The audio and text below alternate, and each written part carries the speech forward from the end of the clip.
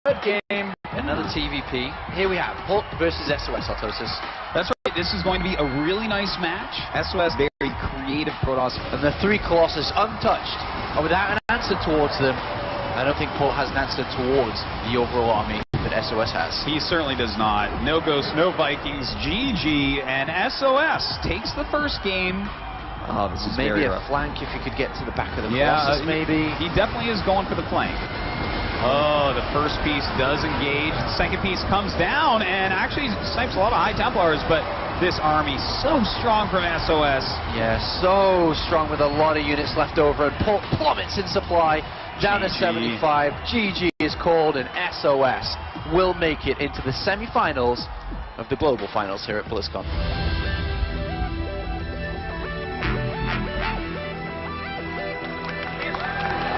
Ladies and gentlemen, please welcome the man ranked number 12 in the WCS rankings. That makes him officially the dark horse of the tournament to the stage. Wounded Stars, SOS!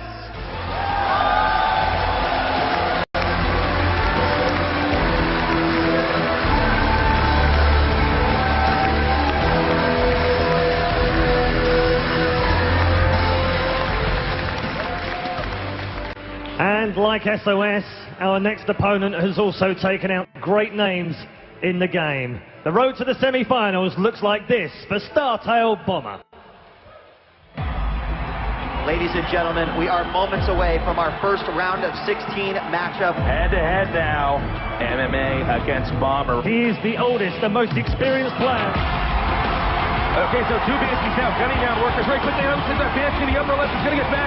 Meanwhile, a push down here. Quick GG there. Bomber lost his Raven in that attack. Yeah. He lost all his SCVs, he had no detection. Alright, well Bomber now needs to not let nerves get to him coming into this second series. Pulling at the command center now.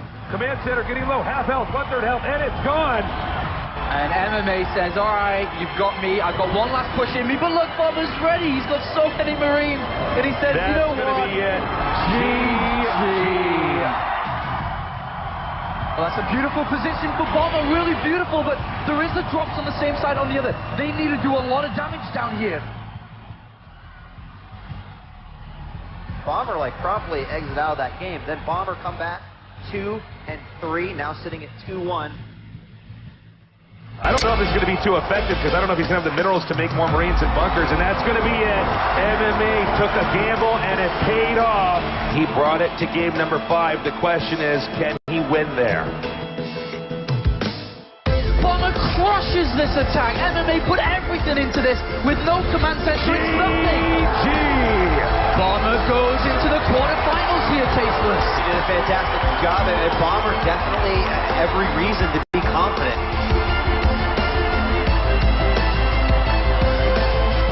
All right, Kev, here we go. After denying that hatchery, what a great push from the StarTale Terran. Roll by Bomber was so sick. He unbarred us by 3, 4, 5 times. Bomber with some sick execution there in the counter aggression. Oh my God! GG Bomber! He was dead. His economy had been ravaged. Sophie was everywhere, and just like that, Bomber marches across the map with more than 80 Marines. Here comes Sophie. Oh, sick focus fire on those Banelings immediately out of those bunkers. Still a lot of roaches and Banelings. Oh man, everything hinges on this. Banelings waddle forward and do kill. I would give the edge to Bomber. I would hope so. It would be really done to work again, I feel. Banelings are not responding to it. A drop in the back of the natural. Bombers everywhere. Good game. StarTale Bomber has just defeated Sophie with a score of 3-1. Once again, give a big round of applause to Bomber, the confident Terran here at BlizzCon 2013. Ladies and gentlemen, ranked number 8 in the world and the WCS Season 2 champion, StarTale Bomber!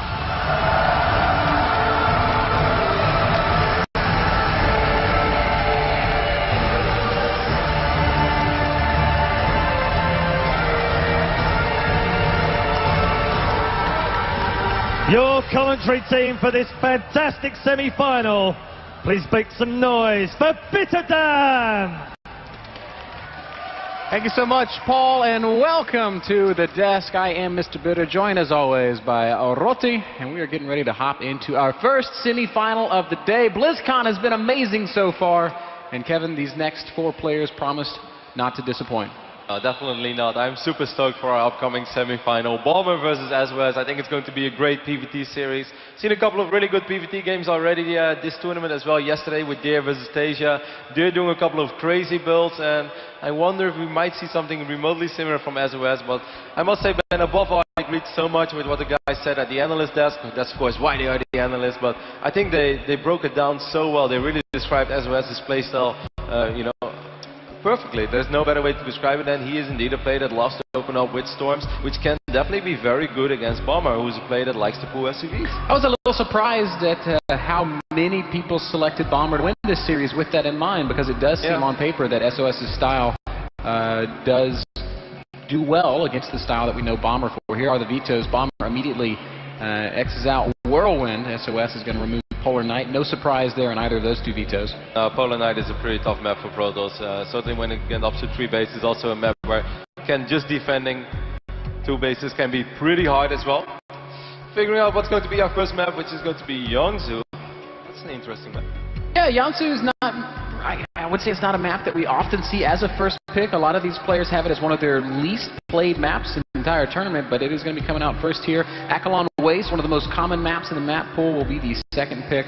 No surprise there. We've seen some of the most standard and frankly some of the most epic games of the entire WCS on that map. I do think it's so cool that SOS has made it so far already. Like, I think if you would have had this tournament with this lineup 4, 5, 6 months ago, I think a lot of people would have predicted SOS to go very far. Because back then, he was the cornerstone of Woojing Stars together with Sorky, but both of them were performing so extremely well in Pro League. And whether you were living in Europe or Korea or USA, you had to stay up very late to watch these guys play. But if you made a lot of long nights and you watched SOS play, then you would have seen that he was an absolutely fantastic Protoss player, and obviously still is. But he indeed perhaps lost his cutting edge a little bit, had to kind of fine-tune his style, as he does have a very unique style. It's just SOS plays like SOS, and other people look at SOS, and that's pretty much what it is. He doesn't look at other players and tries to do what they do. He has his own thing, but I do think that he fine-tuned his style a lot more. And he's been looking pretty good so far this tournament, and that's exactly what I expected from him. Yeah, it was a bold prediction when you said you thought he would make it all the way to the finals and win BlizzCon. Now here he is in the semifinals up against our Season 2 WCS champion Startail Bomber. Both of these players have looked dominant in the games they've played so far. And with Bomber, I think to fall back to what you earlier mentioned as well, and I think why a lot of people still think Bomber is going to win this series, despite that SOS's playstyle might be good on paper against what Bomber likes to do, it is mostly because Bomber is just one of those players where if he's on a roll, he's just almost unstoppable. He just rolls across the map and he wins. He pulls SCVs. No matter how he does it, if he has a small window of opportunity, he just wins. And that's kind of like the feeling that we had in Season 2 when Bomber was just absolutely, no one was going to even stop him. And even in the finals, he won 4-0 back then. If this guy is on the tier, Ben, it's hard to stop him. I think it's almost funny that it's mentioned here that he often struggles from inconsistency. He's looked anything but inconsistent so far at BlizzCon. The games that Bomber has won have been so one-sided. Yeah, but it's, of course I agree with you, but it's still just a weekend. Like, after all, he won WCS Season 2 Global Finals, and everyone was like, oh my god, Bomber, how long is he going to stay on top? Well, the next season I think he lost in the round of 32 already. And of course WCS Korea is so extremely hard, and it's very tough to be consistent. I mean, Bomber has his ups and downs, but his ups are very, very, very high. His ups are possibly best in the world highs. Of course, SOS is no stranger to that level of play. He's going to be a difficult opponent here. We're just going to take a quick look at his win rates. His versus Terran matchup is not his best, but still with a near 60% win rate, it's very respectable. Yep, that's above all because he was one of the first players to really rely on Zealots and Archons for such a long time, and especially against Zerg, he just almost never makes Colossus, but even against Terran, it's most of the time Zealots, Archons. He had a couple of crazy timing pushes with +2 armor, Guardian Shield. Was so hard for Marines to pick up the Zealots. Was doing really well with it, but then people started figuring it out, making a couple of cool sim cities and be like, hey, if you are going to try to win on 2 bases, I'm just going to make sure I won't die on 2 bases. So I guess he's been struggling a little lately, but I think he's an absolutely amazing player. I had so much fun watching SOS play a lot of games in Pro League. He was nothing but amazing, and I also know that a lot of the top 4 in Protoss players always get their inspiration off SOS, perhaps even more of SOS than a player like Parting, for instance. The single detail about SOS that has struck me most this weekend is the incredible calm and poise that he seems to bring into the booth. This man he shows no emotion in his gameplay. He's he's stoic, I guess is the only way I know to describe him. And the sickest thing as well, while we're taking a look at Jiangsu, that's our first map, of course, the two-player map, is when SOS was playing against Hero earlier this tournament. He was up 2-0, and then the third map, things were not really going his way. He was down at like 15 to 20 supply, and he just lost the base, and he just left. Yeah. And he didn't care at all. It was really like he was just saying like, you know, I'll win the next one. Playing from behind is an inconvenience. Let's go ahead and hop into game number 4 so I can just end this series. And that's really how it felt, and that's exactly what he did. He looked very solid, and you know, we were not able to watch all the games against Poltron. What I did see is just, I love this guy, man. I think he's an amazing Protoss player, one of my favorites for sure.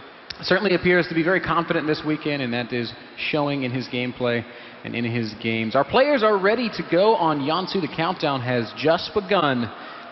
Day 2 of BlizzCon is about to happen, Kev. There's no better feeling than entering a series, Ben, or a semi-final in such a big tournament like this on the biggest stage, and you just don't really know which way it's going to go. You know, on paper you might say SOS, but still Bomber is the favorite for the majority of the people. I'm super excited, and you know, I'm just ready for some good StarCraft. As we're hopping into game, I want to remind, or I guess announce to everyone watching online that if you would like to watch the first-person point-of-view streams from either of these players, you can go check it out on the Esports Plus stream. You can see the first-person view for Bomber and SOS. That's so sick, actually. If I wouldn't have 2 monitors at home, man, I'd get one immediately, because there's no better way to learn StarCraft than watching these players play first-person. Absolutely, Kev. Spawning in the top right-hand corner of Jiangsu, the red Terran player, Startails Bomber.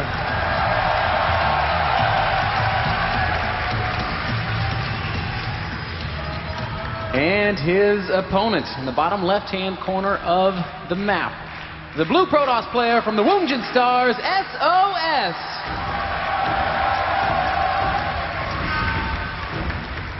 What I also really like is what our analysts were talking about, that Bomber Ben is a player that's not afraid to switch it up. Yes, he has those ruthless timings attacks where he just goes and wins the game, pulls SOVs, but he's also not afraid to do a couple of things a little different, make an extra Rex here and there, just run a bunch of Stim Marines across the map. This guy is almost capable of anything, so SOS is going to have to scout very, very thorough throughout the entire series. Because if Bomber sees a window of opportunity to attack, he is going to attack, he's going to go all out, and he's just going to go in with the mindset, I either win right now or I die. Either win right now or we move on to the next map or I'll try it again. Also known as YOLO. Oh man, that's the sudden realization that Johan Merlo did not choose Bomber, the YOLO Terran. Doesn't feel right. Gas openings for both of these players, probably going to be a Reaper for Bomber. Something that we've seen a lot from him this weekend already. Yeah, I'm expecting a Reaper into a command center. Anything else would already be a little bit surprising. Of course, quick factory builds are not necessarily bad. They can be good, but it's also something that you have to deal damage to it. And SOS is not a super greedy Protoss early on, I feel. Of course, you know, he's going to try to cut a few corners here and there, but he's not the Protoss player that goes up to 3 bases or like barely has any idea of what's going on and whatnot. So I think Bomber shouldn't try to go too crazy and just a Reaper into a fast expand. Makes a lot of sense. Pretty meticulous building placement already from SOS. That pylon that we were just looking at the top of his base is going to be able to spot Reapers as they hop up and down, if that is in fact what happens. It just gives him that much more early warning to the incoming Reaper, allowing him to try to shut it down as quickly as possible. Looking like we're going to see pretty fast. Oh, Bomber already getting cheeky. Starts the engineering bay in the natural expansion of SOS, and that's just going to slow down his expansion ever so slightly. Fortunate for SOS, he does have that Zealot building. Yep, and he's actually not even continuing building the engineering bay, which I'm surprised by a little bit. Of course, the probe was there harassing the SUV, but I still felt he could have done some additional HP down. Oh, the SUV! Well, look at the probe. The probe's like, I'm fast. Not fast enough. Not today, little probe. Here comes that Reaper as SOS and Bomber both plant their expansions. Bomber notably puts his command center on the low ground, so feeling confident that he has no reason to worry. Close eye and to see if SOS is going to produce a Stalker or not, because if he chronos out this Stalker and Bomber is careless with his first bunker, he might be in a little bit of early trouble already, because there's a Zealot as well. 3 Rex opening there for Bomber. Bomber is playing this pretty damn safe, man. Most of the time just like a second Rex would be enough. Then you see a tech lab and they start researching either Stim or Combat Shield, and then eventually, you know, they try to get the Medivacs out as soon as possible. What Bomber is going to do here, he's going to have a lot of units early on, which, you know, can be for defensive purposes, but SOS not really a player that you have to worry about like some crazy 3-gate aggression or whatnot.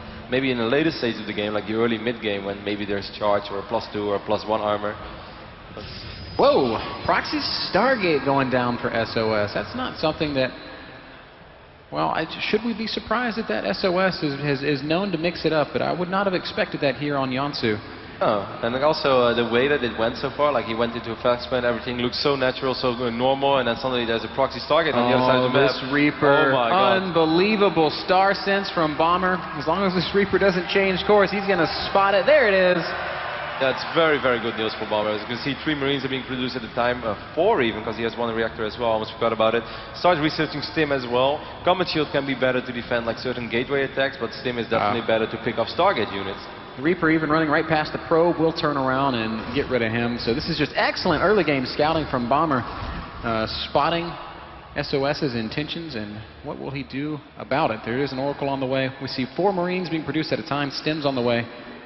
Now this is obviously a very good start for Bomber, but I don't think it's man overboard yet for SOS. These amazing proto players, they keep surprising me whenever I feel like, oh, this is a really big commitment, then they just kind of transition out of it while barely losing anything, just getting that Oracle there, because that Oracle does of course pose a threat that Bomber has to worry about. SOS not the player to just sacrifice his Oracle. Well, he gets a free kill there on the Reaper, which is very nice.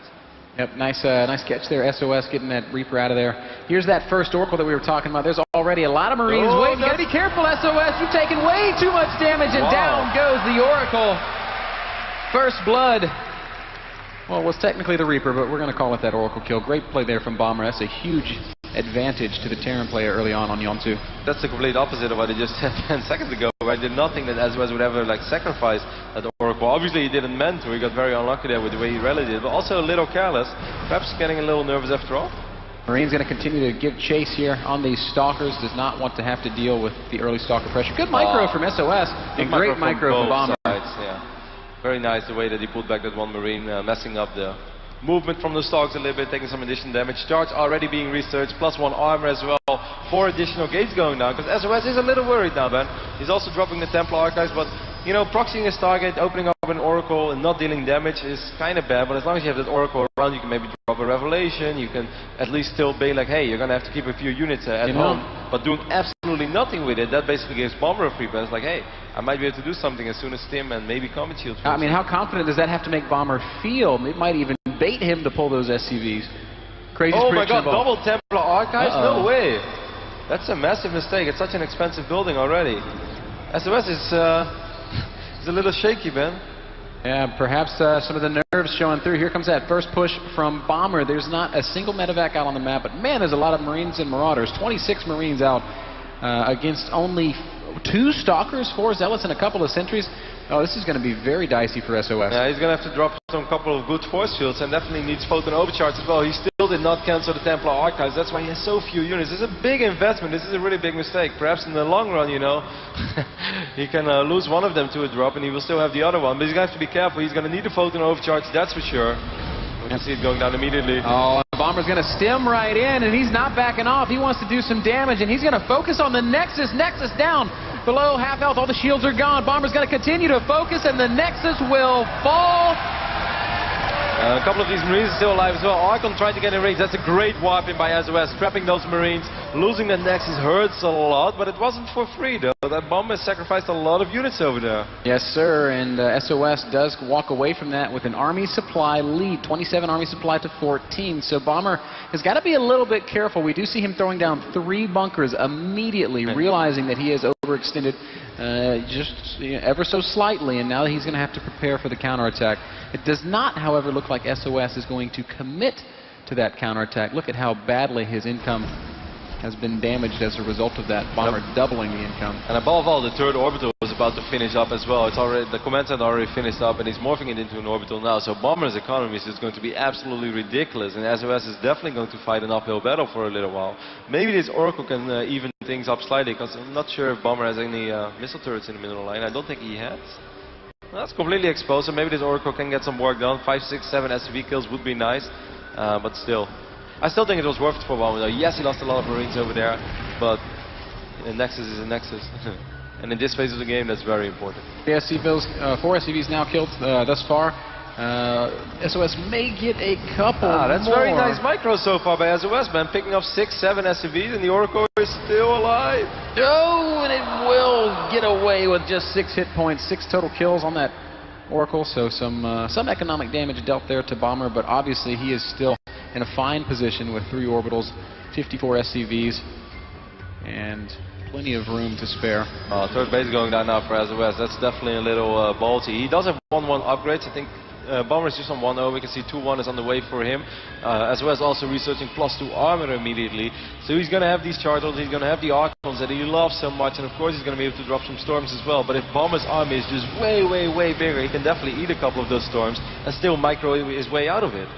And I'm afraid that's probably what's going to happen. Bomber is just going to attack when his army supply is like 30 to 35 supply more than the one of SOS.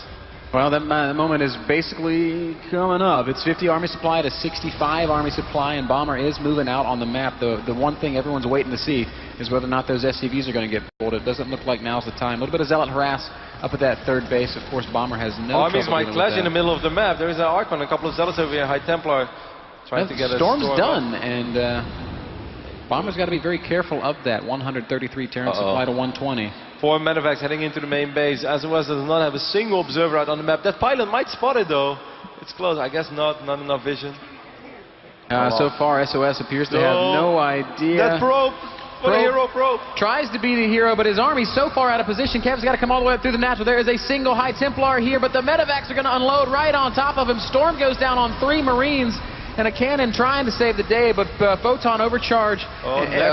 Reinforcing Zealots trying to come back. Nexus is taking, oh my god, it's going to go down. Nexus will fall, and once again, Bomber snipes off an SOS expansion.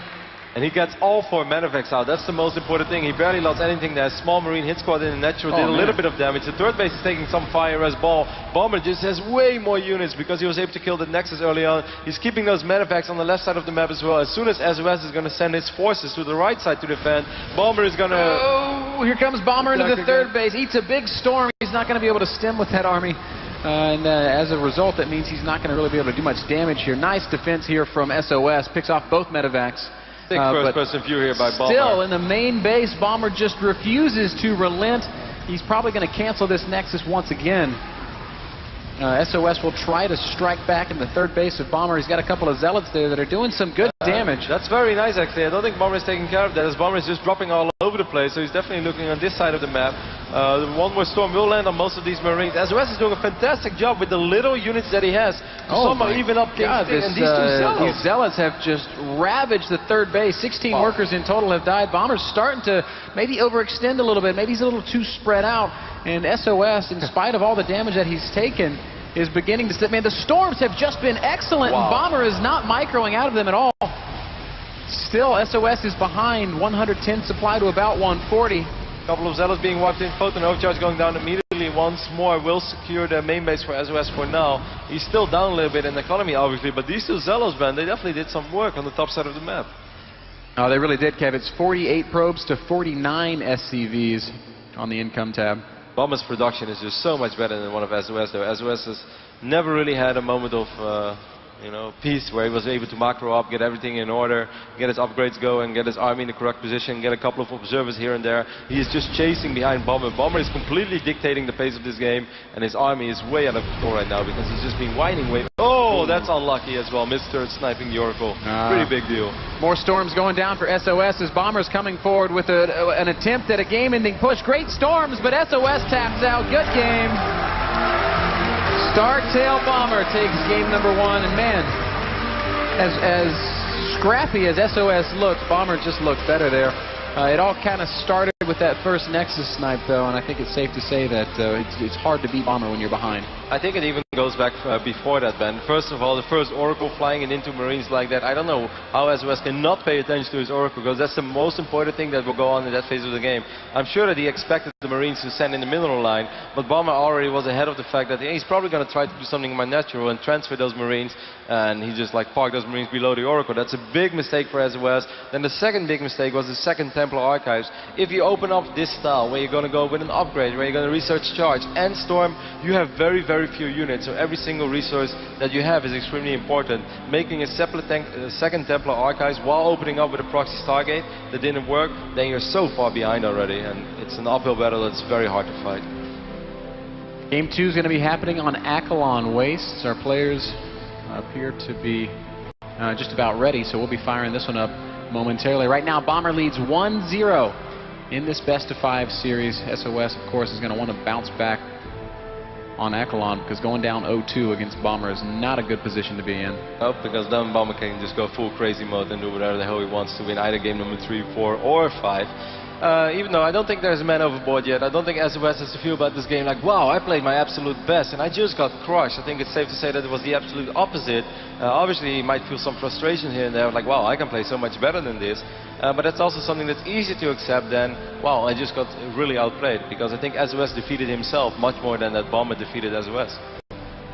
Game 2 is live on Echelon Waste, Kev. Our two players looking both very focused. SOS still not showing much emotion. Bomber looking very intense. Bomber always looks intense. The Bomber looks so cool.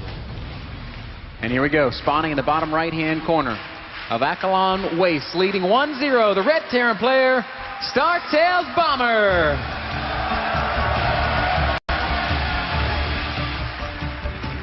And his opponent in the top left-hand corner of the map, the Blue Protoss player, currently trailing 0-1, SOS.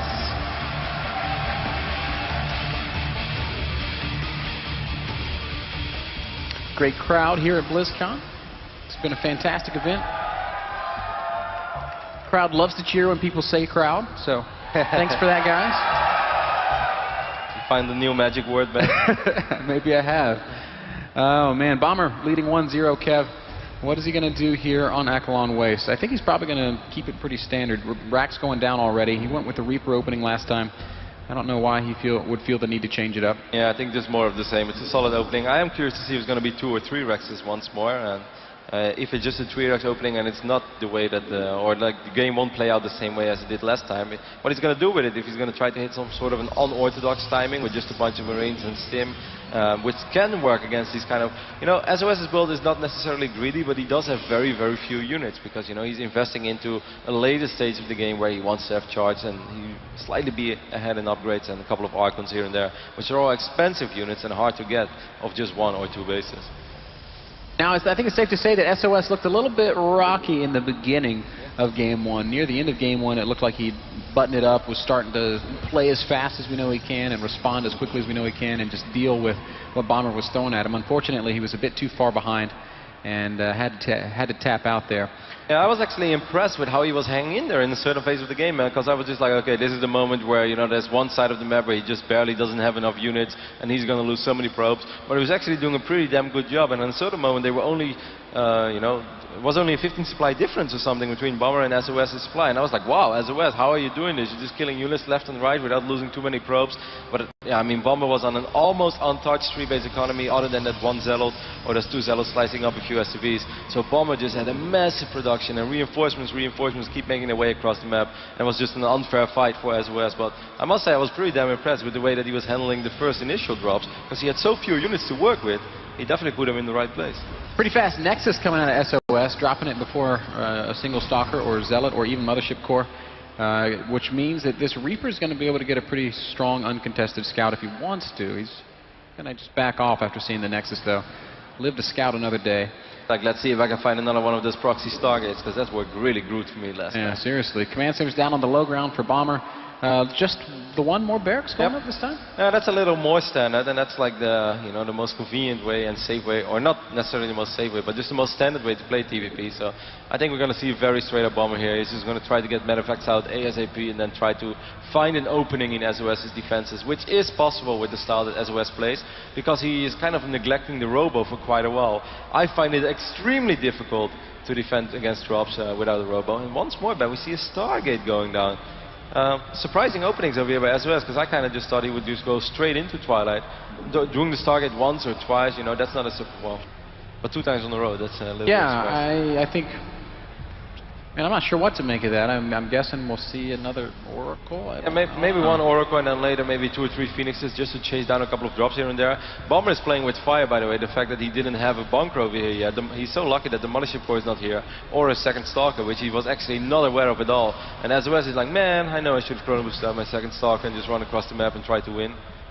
That would be very good for me. Marines are going to chase this Stalker, but with good micro, SOS should be able to kite for days. Bunker will start immediately, and Well, SOS is just going to back off. There's that Oracle we were talking about. Yeah, because he doesn't have the mothership core with him, he doesn't have high ground vision, so he can't stick around. If he would have the mothership core there and he would have another Stalker, he could indeed just kite those 4 or 5 Marines to death pretty easily. Of course, Bomber would eventually stabilize, but it would definitely be a big nuisance to deal with. Bomber already splitting units up, knows that he needs to be safe against the possibility of this Oracle, even if he hasn't necessarily scouted it. Reaper will be sacrificed into the natural, and he's just not going to see much, Kev. A couple of Stalkers, a couple of probes. Bomber's still pretty much in the dark. Might see his scan go down soon, but so far Bomber has a pretty damn good idea, I think, what he's playing against, because he's keeping so many units in the main base. I never really had SOS in my mind as a player that, like, you have to think of Stargate all the time. He's definitely capable of opening with a Stargate and then transitioning into the style that we know him for and we know that he loves, which is, of course, the charge loads, the Archons, and good upgrades. Missile turret already going down in the front as well, just in case he has to do, you know, a little bit against Stargates in the front, or maybe a Dark Templar rush. Yeah, he's just he's covering all of his bases. He doesn't want to spin that scan, I guess. Oracle will go ahead and float into the main. That was so odd, but there are plenty of Marines over here, so. Oh, this is one very unlucky Marine. He's going to get picked off immediately. But for now, Oracle unable to do any damage to the economy of Bomber. It's going to have to float away. It'll continue to search for new openings, but... And that's still not that good. I definitely think that SOS hope to do a little bit more. But above all, keeping this Oracle alive is so important because it poses a threat to Bomber that he has to worry about all the time. He has to throw down additional turrets. And above all, you know, later on you can really use it in so many useful ways as well. Revelation is an excellent way of dealing with some drops and staying alive in the most difficult phase of the game where you just don't really know where the drops are coming from because you don't have many observers out on the map. This time he does find an SCV, but that's probably all he's going to get, as Bomber does still have Marines in good places. Extra barracks going down for Bomber. His first medevacs should be on the way shortly here, Kev. As we just take a quick glance at the economies of these two players, and we can see that it's 47 probes to 39 SCVs. SOS has definitely been chrono boosting out probes quite a bit, because this is quite a healthy and reasonable lead. Templar Archives is about to finish off. He's going to research Storm almost immediately, most likely. He's going to hallucinate the Phoenix over here as well. You can see, well, he wants to be extremely careful with the Oracle. So it's much better to just send in hallucinated units and dance around with your real Oracle all the time, and if he flies it into something it shouldn't be, that could be a really big loss. What has been this Oracle just hasn't gotten anything done. It's killed a couple of Marines and a single SCV. The fact that it's there is still not bad. Like, so far, as I said multiple times already, like, it forces Bomber to worry about it. Bomber is going to have to worry about it all the time. And above all, as soon as Bomber wants to start moving out, Revelation can go down on the medevac. Actually, a couple of Marines stimmed to the middle of the map and picked off the Oracle once more. Now, this is a massive pickoff for Bomber. And now SOS is making it very hard on himself once again. He's now lost all of his vision. He can continue to hallucinate Phoenixes and check with those, but for all intents and purposes... Sick play by Bomber though, just having a couple of Marines on the rep, and as soon as Stim finished up, he just stimmed forward and was able to pick up that Oracle. Now 48 army supplies moving out against 36. This is a difficult phase in the game for SOS to survive. He is playing without a robotics facility. He has no vision on any of the airspace. I have no idea how he's going to defend against all the drops. Going to have to be excellent use of Storm. Actually, SOS is going to walk down his ramp to meet Bomber. Here he sees the army, and of course he'll immediately turn back around, does not want to contend with this bioforce. In open space, a good first Storm, a good second Storm from SOS. That's going to push Bomber back for now. But with medevacs overhead, all he has to do is heal up and be content to know that there's only a single Storm left behind this. Additional Nexus going down for SOS, and we just saw him dropping the robotics facility as well. Those were indeed pretty juicy storms, but I wouldn't have minded to maybe see like a double feedback on two of those medevacs, so it makes it a lot harder for Bomber to drop from that point on, or even just heal up that army. Zealot count is pretty high right now for SOS. He's got 12 Zealots out with charge. Still needs to put an overcharge to deal with his army though, or maybe a couple of excellent force fields. Guardian shields will go down. He will zone out a couple of these bio units. But he's not going to get any kills as the positioning of Bomber's army is too good for these Zealots to engage. There's a good Storm all over the Marines.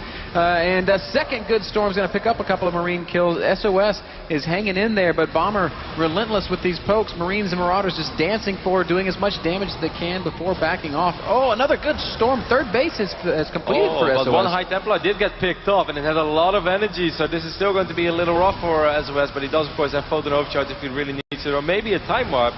That's another great Storm landing on top of many of those Marines. Yeah, SOS has been storming brilliantly in both games 1 and 2. I'm a bit surprised that they're so even, like supply-wise, that Bomber just has a small advantage. I don't feel that Bomber has been throwing away too many units. And SOS, despite that Stargate opening, one more High Templar gets picked up over here. That's a good play by Bomber. Those are really important pickups. Archon might also go down, drops so very low. close.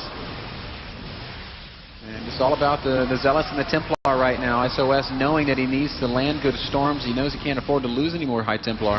Bomber is doing a fantastic job microing this so far. This is insane. He's going to try to snipe out additional High Templars. Doesn't really get one, though. A couple of whiff storms this time, and Bomber's position improving ever so slightly. He's going to continue trying to find openings. Hasn't tried dropping yet. There are 10 medevacs out on the map right now, so there is so much healing normally in this army, even though we can see most of those medevacs are extremely low on energy. But still, a couple of storms are not going to be good enough. He needs to land storms to actually finish off the Marines, because just damaging them against 10 medevacs, that's not going to cut it. Here comes Bomber's third base. There's a Zealot there trying to delay that inevitability. But first drop going out as well, Ben, on the right top side of the map. This could be an extremely important. The first observers are in production. He does have High Templar there with a lot of energy. A couple of feedback probably not that good, as they won't have that much energy. SOS knows he's going to storm all 4 medevacs. And Bomber is going to boost into the main base. He's going to drop right on top of warping in Zealots. Also pushing into the third base is Bomber. A good storm from SOS. He immediately pulls his probes, and this drop has been beautifully dealt with. Bomber trying to micro and make the most of it, but his army in the third base has been cleaned up. This drop in the main is sticking around for a little while longer, though. Probes starting to fall now. Photon overcharge being forced. I felt Photon overcharge was a little late to this party. He lost a lot of additional probes that he really didn't have to lose, and a couple of those Zealots were not able to finish off the units, which they would have been if they actually had Photon overcharge assisting them. Now we can see that this drop will get cleaned up eventually, but not before. It definitely paid for itself. Yeah, grand total of 12 probes dying. SOS now out on the maps, found some medevacs in transit. But the Nexus is running pretty damn low on HP. But one Marauder is not going to be enough to take it down. Bomber might come back for a second visit, though, Kev. Colossus transition is on the way for SOS. Thermalance and the first of his Colossi are in production. I must say I'm starting to like the upgrades for Bomber. It's going to be 2-2 against 0-2 soon. Of course, the +2 armor is nice for SOS, but a couple of attack upgrades would be nice as well. Then again, he will have Storm and Colossus at the same time, just to fight against pure bio army. So upgrades are not the most important thing in the world for him, at least the attacking upgrades. As long as he has units to just survive and defend those Colossus and is able to land a couple of storms, he should be in pretty damn good shape. This Zealot harass is not going to do too much damage. Bomber is just in position to deal with it this time. And his drop, making its way around the top half of the map, is a huge one. There's a lot of Zealots in the main base, but that Nexus is so low, Kev, that I don't know. I don't think Bomber should go for this, because there's not much else going on the map, so it's not very likely that this drop is going to deal a crazy amount of damage. There are a couple of High Templars there. There is Photon overcharge as well. He is scanning, so he's even going to give it away. Yep. Oh, it's so smart to put those 2 medevacs in front, because I think he was hoping that he would feedback them, and those are the empty medevacs. That's a sick play by Bomber. Oh, but there will be feedbacks in the third base where Bomber has decided to unload. No medevacs falling. A Colossus a little bit too exposed is going to take a lot of damage, but does not fall. Good control from SOS, and Bomber's got no choice but to evacuate at the same time. Pushing into the natural stalkers, and Colossi are in position, though, and Bomber cannot find an opening. Time is ticking, man. Now the additional starport is going down. +1 air weapons being researched as well. This is the point in the game where Bomber said, all right, I'm not going to win this game with just Marines and Marauders, no matter how good my drop control is, as I'm going to try to drop once more. And he's able to pick off a few probes. Wow, that's a great storm. Beautiful defense. Everything goes down. Archon picks up the final shot on the medevac, and Bomber will back off completely. 185 Terran supply against 160 Protoss supply. Harvesters 66 to 55, so the income honestly is pretty even at this point in the game. Also even good storm, and great feedbacks on the medevacs. Bomber is going to be forced to turn around once again. Oh man, that is a lot of Marines, Kevin, and they are going to press forward. Colossus, he can't really run into this army. Those Colossus are not going to die. There are barely any Vikings. Additional High Templars coming in as well. That was so good for SOS. He killed so many of those medevacs. Oh man, and the Marines are going to continue to be roasted. Archons and Colossi just ripping through the army of Bomber. But Bomber picked off 2 High Templars there with an insane amount of energy. That was very good. I'm not sure if SOS has any additional High Templars. Yes, he has a couple of defensive ones. Don't have as much storm as the ones that he just lost, though. But still, this is going to be in a very, very tough hold for Bomber. Oh, he's behind in supply. Army supply is 113 to 110. Bomber may have 3-3 when they fight, and that could be invaluable. But how is he ever going to deal with the Colossi? There are only 4 Vikings out on the map. Scans to kill the Observer, but that's not going to happen. A good blink, and a couple of those Vikings do go down. Bomber stems and pushes forward, and SOS says, no, I'm not going to fight unless we're going to show good feedback again from that High Templar. Man, SOS has played a fantastic game number 2 over here. Perhaps once more a little sloppy in the start, but the moment he started defending, it was perfect. Storms are going to land all over storms these Marines. all over the bio. SOS pushing Bomber all the way back into the third base. More storms go down, and Bomber's in a lot of trouble. Here's the SCV pull, but it's not gonna matter.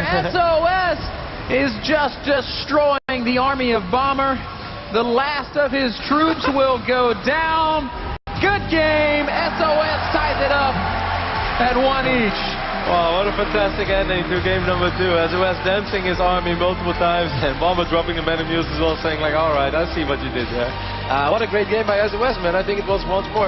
I don't understand, man, how these Protoss players are able to defend the drops so well while having barely any observers, and even he lost his Oracle early on. How they do it is beyond me. Of course, Photon Overcharge helps out a lot, but it is so hard to do it, to split up your units properly every single time, but SOS did it, man. That's pretty ridiculous. SOS just knew when he was going to be dropped, and he had units in the right places, and took a little bit of damage here and there, but mostly just dealt with it, and he did so in convincing fashion. Very nice play from SOS there on Akalon Waste. We're going to move on to Derelict Watcher.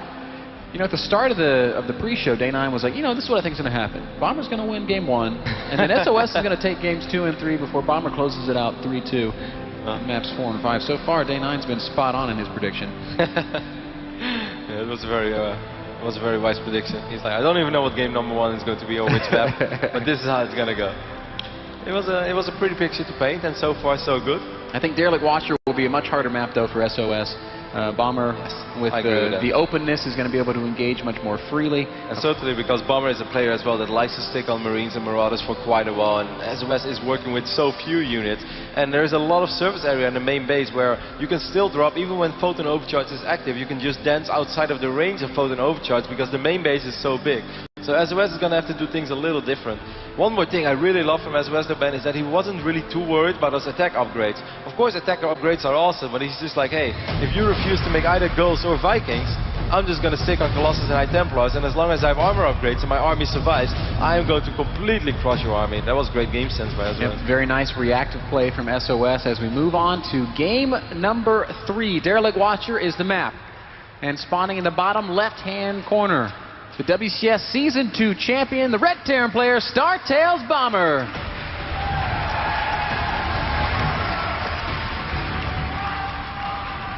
Bomber's opponent just look oh so convincing on Akalon Waste. He's the blue Protoss player in the top right-hand corner of the map from Woongjin Stars, SOS.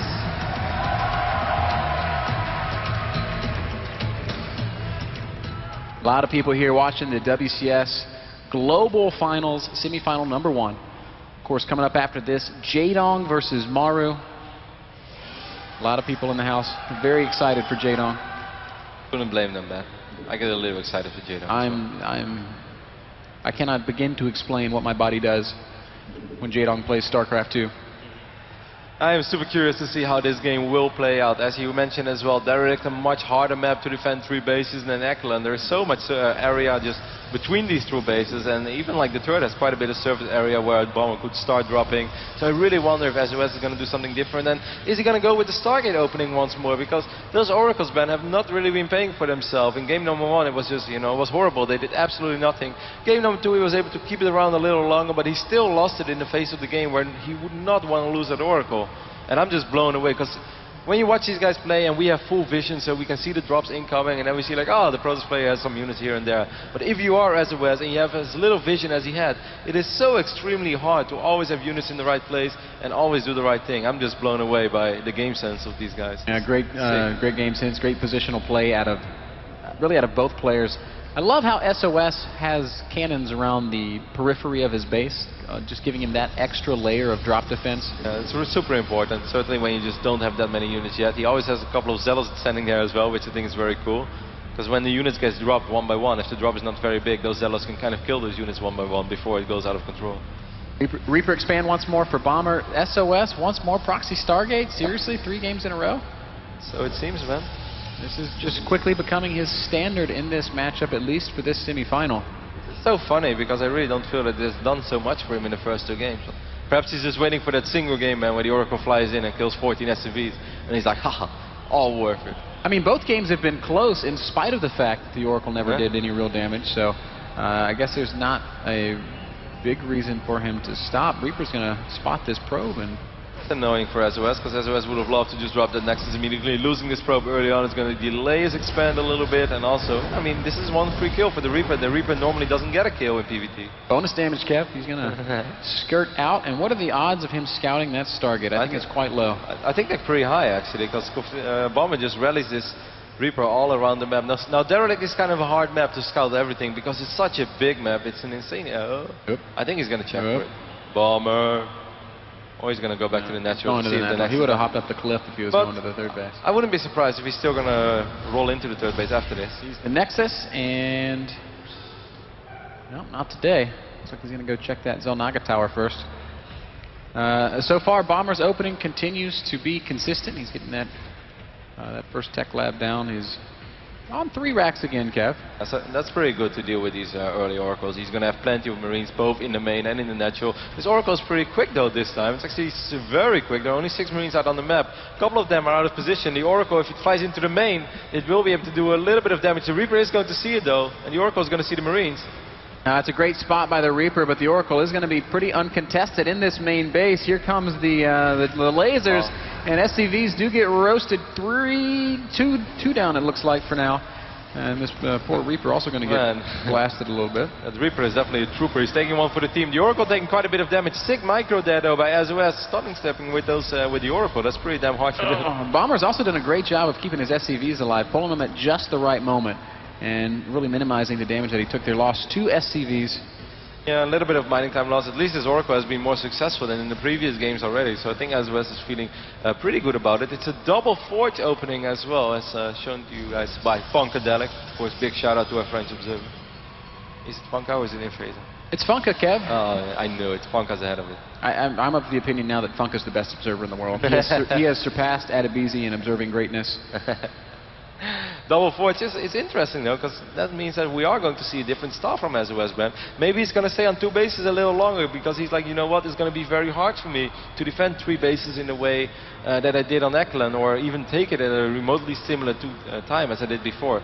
Oh man, if he's going to pull the Marines out of position with this fake Oracle and then fly into the natural line and pick up some SVs, that would be a sick play.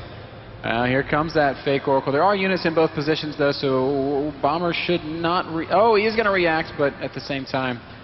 Oh, man. No, he is going to get a couple of SCV kills. Cute plays here from SOS. Little things to make big differences. 3 more SCVs go down. I just have the biggest smile on my face, Nagavan, because those are the small things that make this game so beautiful. And this is 5 kills already, and the Oracle is still alive, so Revelation can be casted later on as well. That's a lot of buy units over here, though, for Bomber. Of course, 3 racks allow him to produce quite a few units. There are sentries, though, so with Force Fields, Guardian Shield, and Photon Overcharge, SOS should be fine. SOS should definitely not be thinking about a third base, but considering the fact that he went double forge, I don't think he's thinking about taking a third base anytime soon. Very good hallucinated Oracle scout there, spots this army, so SOS knows not to be down his ramp. He's going to just back up and be in position for those defensive force fields and for that photon overcharge. This poor Reaper. Man, he's been such a trooper, absorbing damage for his friends and stuff, then he gets sacrificed like this. Bomber just trying to bait 1 more force field. He will, and actually he's going to get a lot of units caught as a result of that. There's the photon overcharge going down. Marines trying to pick up the Mothership Core, but that won't happen. Photon overcharge will pick up these, a few of these Marines, not all of them. A lot of additional gates going down for SOS, though, so he's just waiting to transport those gates, and then he will have a lot of units. Force is going to have to go down, but this is going to be tricky either way. Bomber getting a little bit crazy here, stemming up the ramp. The sentries are all out of energy, and now Bomber's getting up into the main base. Without force fields, without sentries now, is there photon overcharge in the main? I don't think there is. Time Warp has to be casted. The probes are going to try to do some fighting of their own, but this is going to be a costly defense for SOS. Bomber somehow finding just the most opportune opening imaginable. Finally, these units are going to get surrounded, but not before a lot of probes fall. In total, 11 harvesters killed by Bomber with that little attack. Well, the supply count is very one-sided, 74 against 41, but SOS did just invest a lot in his production as he threw down so many gateways. Oh my god, the army of SOS is 1 Zealot and 1 Sentry, Kev. Not only killing a bunch of probes, but also just basically completely dismembering the army of SOS. And if you ask yourself why, we can just take another look at the production tab, because those are a couple of very expensive upgrades. +2 attack, +2 armor, charge, and Templar archives going down. SOS is playing this in a very greedy way, so even though the supply count is heavily in favor of Bomber, it's a little deceiving. Losing the Mothership Core, however, I think is a really big loss. That's something that he didn't want to replace in this phase of the game. He is reproducing it now, but that's still 100 gas that he would have loved to spend on High Templars or Archons. And also, he's not going to have Photon Overcharge. Man, this is going to get a little #dicey. This is scary already. 18 Marines, 8 Marauders. No medevacs on the map for Bomber. He is going to start producing his first 2 now. His 3rd command center is finishing up as well, and a Ghost Academy. Something that we haven't seen from Bomber all tournament, Kev. I like it, though. I think it's a good phase or a good moment to start with. This is going to be a tough defense for SOS, man, because charge rolls are amazing, but +2 and +2 attack and +2 armor is not ready yet. 1 Archon is pretty cool to absorb some damage, but SOS needs more units, and he needs them now. Bomber looks like he just wants to deny a 3rd base as he checks to see if one's there, sees nothing, and backs off. Finds the target, he's like... So that's where the culprit came from, says Bomber. Kind of wonder what happened to the Oracle. I guess the moment that SOS was defending, he also sent in the Oracle to pick off some additional SUVs. But Bomber's got to be feeling so comfortable right now. The upgrades are excellent for SOS, though. First drop, making its way across the map right now, is going to fly over a canceled pylon. It's a great scout, though. Yeah. 25 mineral scout. A 2-2 Protoss against just 1-0 Terran. Bomber's cut his upgrades pretty substantially this time. But he is getting ghosts, and that is extremely important. If he's able to land EMPs and maybe to deny. I love how SOS is doing this as well. He's just like, go ahead, try to drop me. And Bomber is like, I'm not falling for that. Good feedback, does a little bit of damage on the medevac. High-level play from both these guys. Bomber refusing to commit to a dangerous situation. SOS refusing to allow a dangerous situation to unfold. This probe is like a ninja, hiding pylons everywhere. Look at this Marine. Hey, you never saw it coming, Ben. This guy needs to be fired. Talking about sleeping on the job, eh? What? What a lazy Marine. No, either way. Bomber still with a strong presence in the center of the map. I think SOS's position, can we say that it's improving? His upgrades are great. This tech that he added is starting to... This pylon's still unscouted somehow. He is dropping cannons now, Ben. 4 of them, which makes me really wonder. Is he going to actually move out and rely on those cannons to defend at home, or what is he so worried about? I guess he is thinking that he didn't play against 3 base, but I think he just scouted the 3rd base on the left bottom side of the map. So SOS knows what he's playing against. 1 Zealot already on a rampage with 5 kills. Yep, Angry Zealot slices up some SCVs. Will be dealt with, but not before he chops them. Army's going to clash in the middle of the map. There are ghosts over here, though. EMPs are not going to go down at all. Where are the EMPs? Bomber's microing his army pretty well, but not using the ghost. Finally, he lands an EMP in the middle of those Zealots, but the Archon's doing so much damage, and SOS actually pushes Bomber back here. SOS still on 46 probes, man. With all these defensive cannons, I'm starting to feel that SOS is going to try to win this game on 2 bases. He's just going to produce units from this point on. Both ghosts are going to fall immediately. Actually, he saved one of them. That's so beautiful sick. pickup there from Bomber. That's 2 ghosts in that medevac, Kev, not just 1. And another skirmish unfolding here. Zealots pushing the Bio Army back further. Bomber needs to fall back to his reinforcements, who are all very low from being overstemmed. The Protoss army looks nigh unstoppable. Here's the SCV pool. SCVs are pretty scary in the middle of the map, man. That's a lot of SCVs too, Kev. I would say very nearly all of them SOS. This is not what I signed up for. These Archons are so scared as the SCVs will chase it. Oh no, it's a massacre! As SOS turns around. SOS has a lot of defensive cannons, though. He has a Zealot run by as well. This is very annoying for Bomber to deal with. What is Bomber going to do, Ben? He has so many SUVs in the middle of the map. There is a 3rd base, but he can still cancel it if he really wants to. Storm is finishing up. Ghost dropped on the High Templar, but they did not land the EMPs. Zealots charging forward. Bomber's being so careful. SOS wants to choose the perfect fight. Oh, 7 seconds or something to Storm. It's so close, but these Zealots and Archons. Great spread of units. Storm finishes up, no! And that's going to shut down Bomber. Good game! SOS! Somehow, some way. SOS is such a beast, man. Getting all those upgrades of a single Zealot and Sentry and losing everything early on. It's just like, let me still just go ahead and research +2 attack, +2 armor, charge, and Storm at the same time against someone that opened up with 3 Rexes and is obviously going to work with those bio units. That's a crazy call to make, but SOS, he did it. I thought he was so dead after that first push up into the main base. killing probes and Army alike. Let's go ahead and pass it over to our experts to hear their thoughts on that game in this series. Thank you, sir. SOS has the 2-1 game lead here in semifinal number 1 for the 2013 WCS Global Finals. And I can't wait to hear from you guys. A lot of banter up here between these folks. Yeah, a lot, wasn't there, Sean, about what was happening, what was going to happen. Even some friendly bets as well. You know, how did it go? I want to throw out that before the series began, there was a prediction that was tossed out, a bold one, a poor one, but one that's incidentally turning out correct. Yeah, well done, Todd. So you see, Bomber wins game 1, SOS wins games 2 and 3, but Bomber's going to be closing it out in games 4 and 5 to pull it back 3-2. And you're going to stick with that? Of course. Well, you've got to. I've looked good 3 games in a row, so you know we got to keep drilling forward. Apollo, based off of the things that we discussed during the pre-show and based off of the things that you guys said about SOS and Bomber, a 2-1 score, is this what you expected? No. Well, okay, back to Todd. Yeah, okay, I didn't realize we were interviewing Koreans up here. Apollo, let me try this one more time. Can I get a little bit more than a no? I really thought that Bomber, I don't think that Bombers really looked at SOS in the way that I think he should have coming into this game. I think that he should have looked at him knowing exactly how he played against Port. Maybe he didn't have the opportunity to see how he played against Port, because he seems to be playing just a very generic Terran versus Protoss style, but I think if he concentrated on how SOS was approaching a playing Terran, I think it would have been a different start to the series. I feel like game 2 is the perfect example of Bomber doing things a little bit off. We see the SOS is sort of pulled back. He's doing a lot of tricky moves, you know, like going for the Oracle, but then he's kind of forced to play defensively with the Zealot Storm into 3rd style. And we see Bomber delaying his own 3rd, trying to be super aggressive with no Ghosts, no Vikings.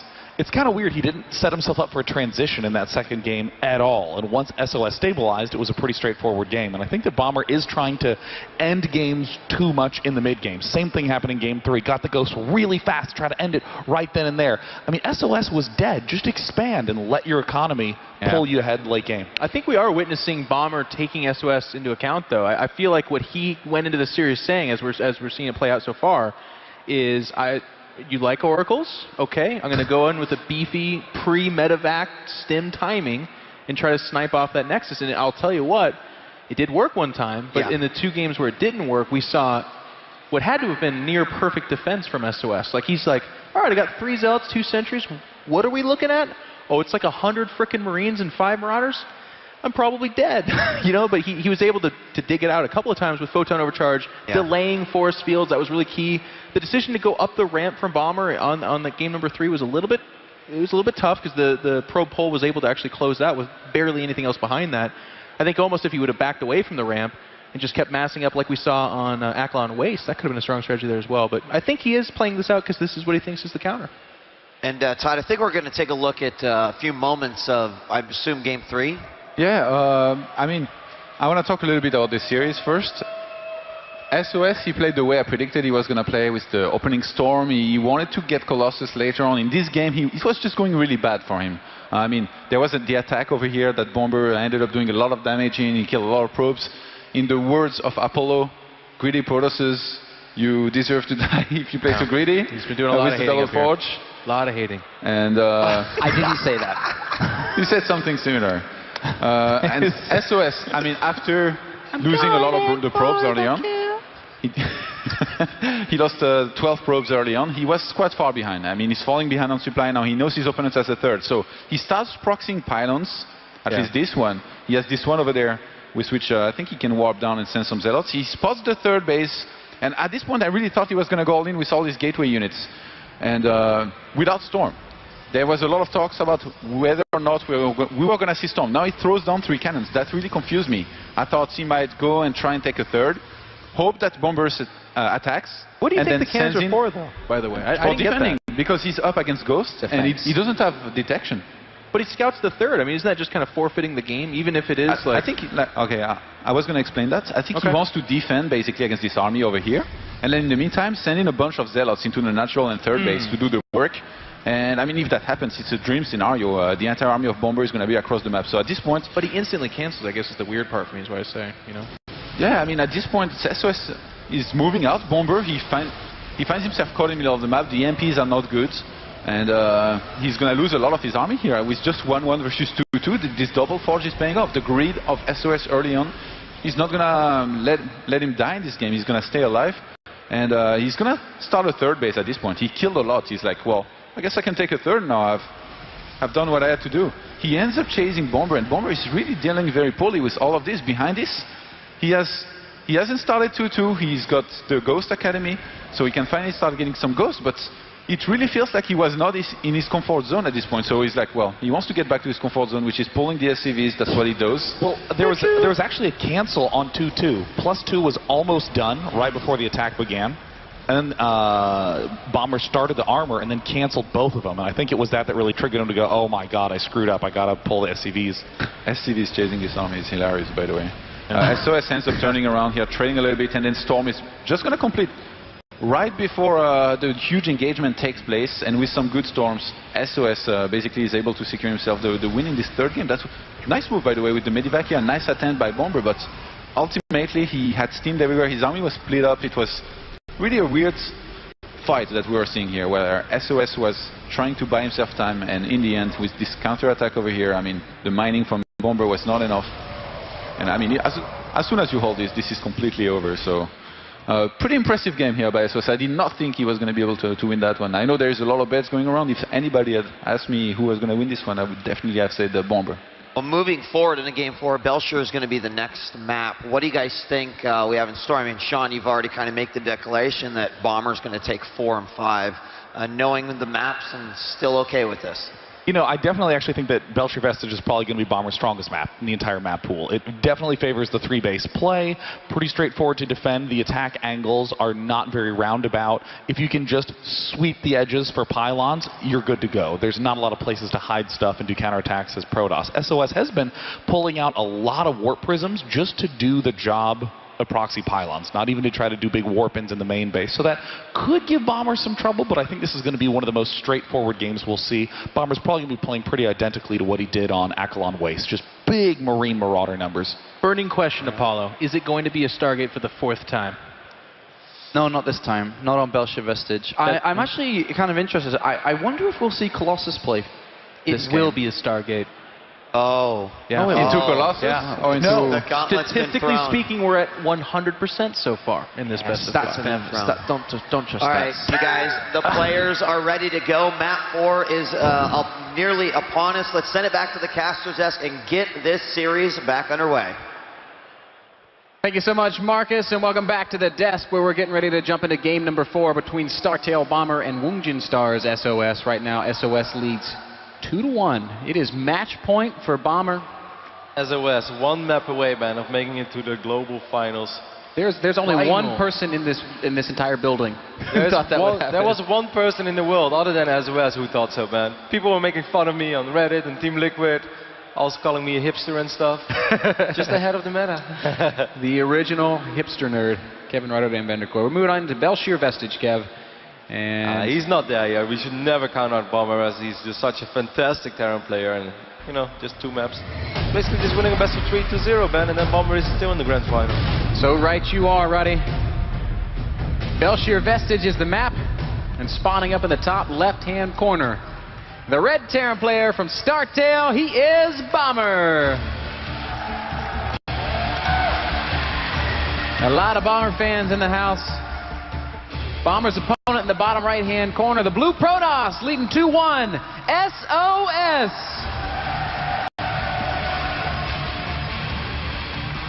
I want to remind everybody at home that you can watch the first-person point-of-view streams from these players at the Esports Plus stream. That is happening somewhere on the internet.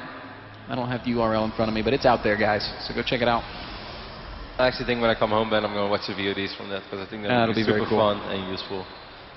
And I want to see how SOS is somehow just able to put his units in the right position all the time when he has no observers. That's not fair. It doesn't actually make sense. No. I need 4 observers in general to be safe. SOS makes 0, or sometimes 1.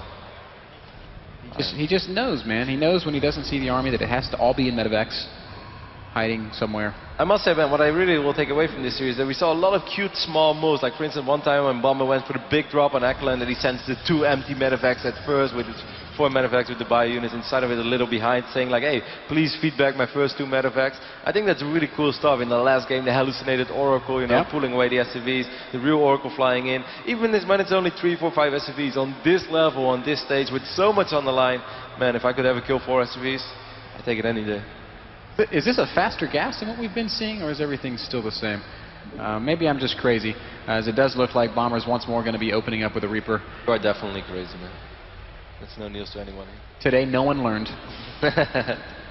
Cybercore being wiped in for SOS, and so far everything is standard. Will most likely just be a Zealot into an expand, or maybe he's going to try to be greedy and skip the Zealot, but since Bomber has already attempted to drop an engineering bay once in his natural, he's definitely going to just go ahead and pull the Zealot. I was also thinking if we're going to see a Stargate or not, and I'm not sure, because I really thought that on Derelict we were not going to see a Stargate, but he did make it, so what do you think, man?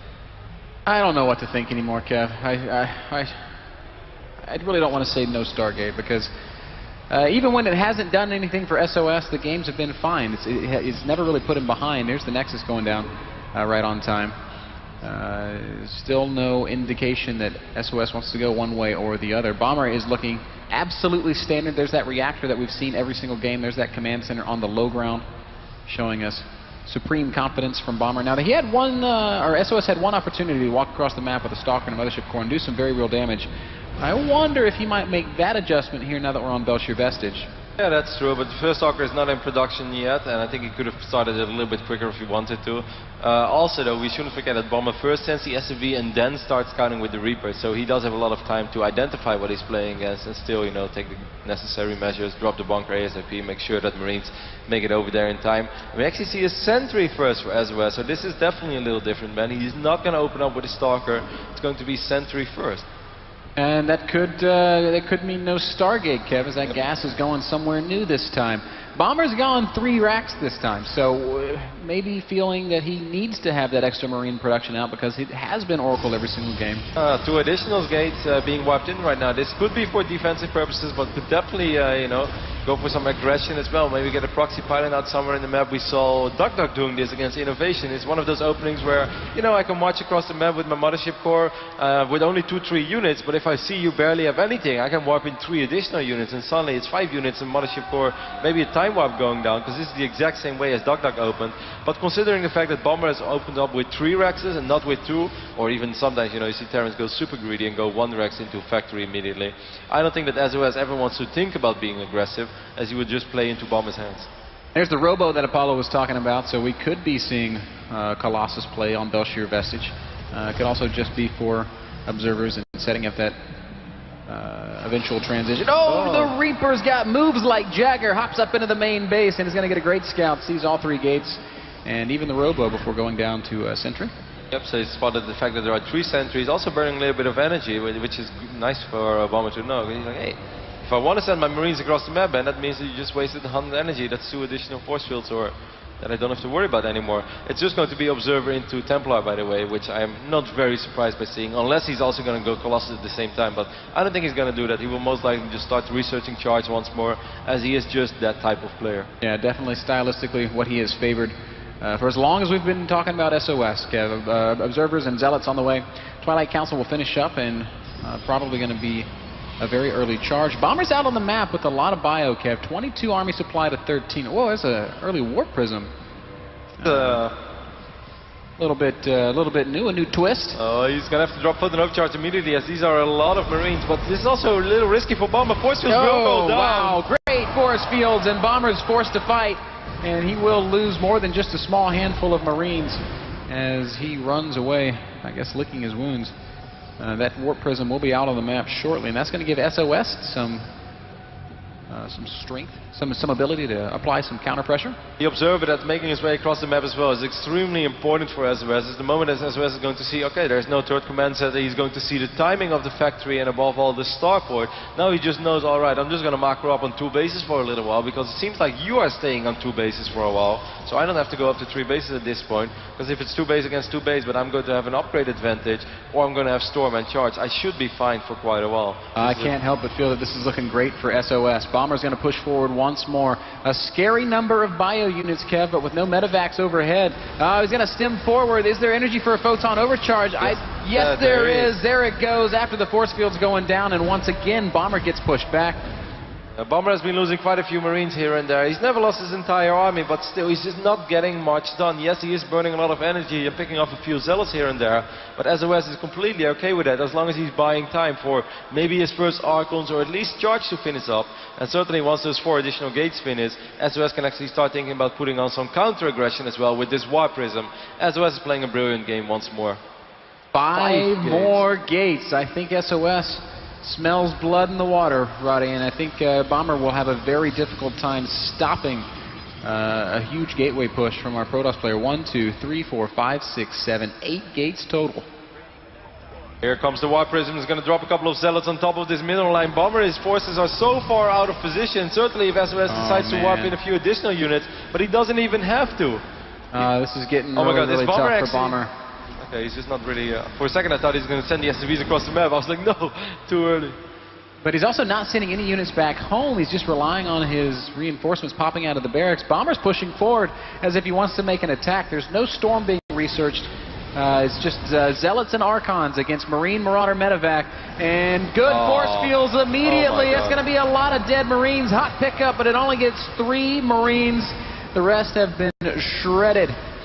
This Archon's going to get a lot of kills before he ends up going down. Here's the first-person view of Startail's Bomber, who's frantically trying to deal with this harassment in his main base while attacking on the other end of the map. He's down to 79 supply against about 85 supply of Protoss. As a 2-base Terran in this phase of the game, you really hope to do more damage than he did, and instead he actually took damage. He lost a lot of mining time, he lost one of his refineries there, which is not a big deal, but that just shows for the fact that this is not the way that this game is supposed to play out in this phase. SOS is up 10 workers, Ben. He doesn't have Storm yet, as far as I know. No, he hasn't even started Storm. No. But I mean, he does have that +2 armor on the way. He's going to still have Guardian Shield for the fights. He has Archons. This is going to be very tough for Bomber. Next fight there will be a Photon Overcharge once more. I really love how SOS is reading these games and be like, as long as I don't need 3 bases, I'm not going to go 3 bases. I'm not going to play into your head. He's really adapting a lot. Here we go. How the game is going. Oh my God, All Bomber. comes down to this. Bomber's got a huge army, and the SCVs are going to come join the fight. Photon Overcharge has been forced. It should expire by the time the rest of Bomber's troops show up. High Templar are going to get focused down as well. Storm's a long way off. He's not going to have it for the big fight. Bomber's trying to end this game now. If SOS holds, he has advanced to the finals.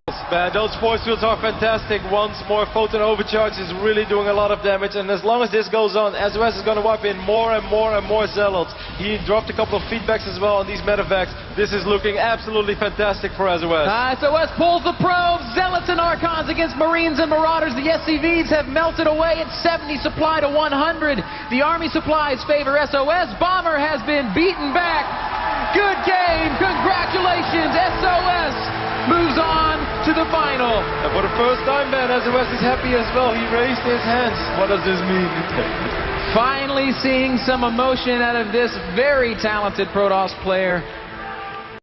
An impressive victory as we pass it on over to Marcus at the desk to give us his thoughts. Thank you, guys. A 3-1. A lot of discussion about that final game up here on the desk. We don't have a whole lot of time before we go to the winners interview, so let's make our comments quick. Who wants to kick us Real off? quick, DJ Wheat. Yes. It's nice sitting with Todd. We're actually... Well, he's still a pro gamer. I was. Apollo wasn't sure about the ebb and flow of the game. We had to explain it to him. He's like, guys, I'd like to bet money on this because I'm so sure. And we're like, Apollo, you got that caster money. We'll take some of it from you. It's fine. Great. Jeff, your argument, Sean? The only one thing I agree with you on is that this is better for Jaedong. Yeah, you know, we both agree on that's that. the only one thing.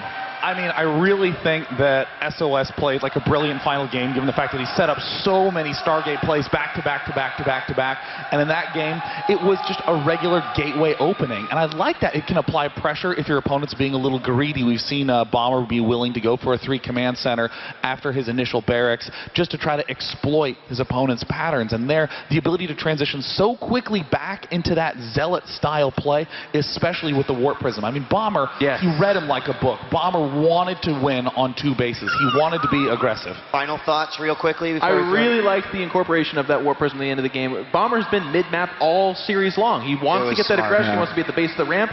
4 Zealots tilt him. He's in that position where he's like, well, do I just come home and suffer that loss, or do I go all in? But with the Photon Overcharge and thankfully enough sentries to do that kind of passive defensive play, he was always going to be able to absorb Bomber and take the advantage, and then win. Todd, you predicted SOS. Your thoughts on the series? I was right. Crap, I was right. I get the chance to say it. So, All right. like, not just score-wise or with the player I predicted, also with the style that SOS used. I said he was going to use the Charge Lord, Templar, and then in the end, in every game he did, and he was quite successful. He made this strategy looks like the most viable, the best that you can do versus Terran right now. So I think if Maru gets to the final, SOS is going to be the favorite. All right, well, we found our first finalist. It's SOS. Let's shoot it to the main stage with Chobra, who's standing by with an interview with our winner. Thank you, Marcus. And the first candidate to possibly be the best player of WCS 2013 in StarCraft II Heart of the Swarm, it is SOS from Wongjin Stars. Give another big shout out, everyone.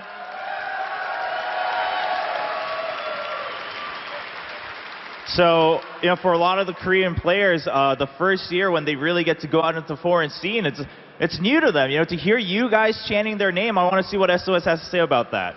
일단 축하드리고요. 저희 이번 블리즈콘 와서 이제 결승전 진출하셨는데 방금 이기시니까 정말 관계에서 모두가 막 SOS 환호하고 그랬는데 느낌이 어떠셨어요? 우선 제가 어제 경기를 다 백스테이지에서 했어요. 근데 이렇게 멋있고 다 열정적인 팬분들 앞에서 경기하고 싶었는데 이대로 떨어지는 거 아닌가 해서 좀 그랬는데 올라가서 좋고요.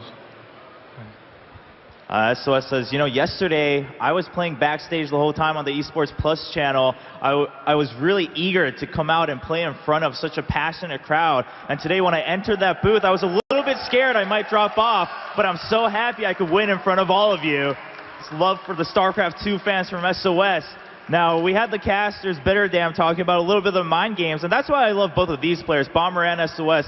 They really like to play with their opponents' minds. We saw that in Game 2 and 3, one from each. I want to see what SOS has to say about that. 저희 이제 두 분 다 어떻게 보면 좀 심리전으로도 강한 선수신데 오늘도 정말 둘째 게임에도 그렇고 셋째 게임에도 서로 막 의료선 먼저 보냈다가 뭐 예언자 먼저 보냈다가 그렇게 심리전 하셨는데 그러면서 뭐 좀 그냥 재밌다 그렇게 생각하셨어요? 아니면 자꾸만 또 그러면 최진 선수 또 뭘 생각하고 있을까 좀 걱정되셨었나요? 우선 상대 선수 플레이보다는 제가 오늘 좀 컨트롤이 좀 안 되더라고요, 생각보다. 그래서 좀 그랬는데 그래도 이겼으니까 좋고 그리고 아까 말 못했는데 백스테이지에서 게임 했잖아요. 그래서 제가 온지 팬분들이 모르셨을 수도 있을 것 같아가지고 저 왔으니까 이제 하나 좀 많이 해달라고. Before he answers, hold on, I forgot. The reason I was really scared was because I was only backstage yesterday. I was scared that the fans might have forgotten that I was here at BlizzCon. But now that I'm standing here on stage, I really, wish that you guys would continue to cheer for me the whole time and continue shouting SOS's name. This guy's hungry for you guys. But also talking about the game, SOS says, I was really worried today because my micro just wasn't as good as Bomber. That's what I thought. Bomber had way more control. He had better control of the units of the map, so I was a little bit scared. But again, glad I could win in the end 3-1 against Startail Bomber. Now, there's only one stage left for SOS if he wants to take that champion title of the whole year of 2013. And he might have to face two very strong players. It's either EG Jaedong or it's going to be Maru Prime. Let's see what he has to say and who he would rather face in the finals. 그러면 이제 결승전 상대는 아직 정해지진 않았지만 뭐 이재동 선수 아니면 조성주 선수인데 어느 선수를 더 만나고 싶으세요? 원래는 두 선수 다 상관없었지만 제가 8강, 4강에서 테란을 이기고 올라왔기 때문에 결승에서는 저그전을 해보고 싶어요. Originally, I didn't really care which one I would have to meet in the finals. However, now that I've beaten a lot of Terrans, I'd love to play against a Zerg in the finals to take that title at BlizzCon 2013. Once again, this is Wongjin Stars SOS, who really wants to hear you guys shout his name back to Marcus. Thank you, Chobra. And SOS declares who he wants in the finals. That's Jaedong. Of course, Jaedong versus Maru is coming up next, and we'll talk more about that in just a moment. But your closing remarks, and maybe more so, SOS moving on to the finals. What are your final thoughts on this game? I think that SOS just kind of shows us that, yes, he's still the creative player and the innovative player he used to be. I think he's shown a new style, or at least a new breed of how to play Protoss versus Terran at this tournament. But not only that, he's backed it up by playing incredibly well, incredibly solid, which I think has been maybe a little bit of his flaw come Season 2 and Season 3 this year. He also just won at least $45,000. At least, yeah. And he gets to play a series for $100,000, which, good for him. That's amazing. I liked his comment about saying he was worried that people had forgot about him backstage. He played, I think he played on the secondary stream like a couple times, but yeah, he played Hero and both games. Both not on the mainstream. So it's nice to see him come out here. I mean, again, everyone except for Todd, I guess, was like, well, Bomber's the favorite. Bomber should win it. And Bomber has that big fan base with StarTail and the awesome Red Bull backing, and just he's been a big fan. He's got a lot of fans here.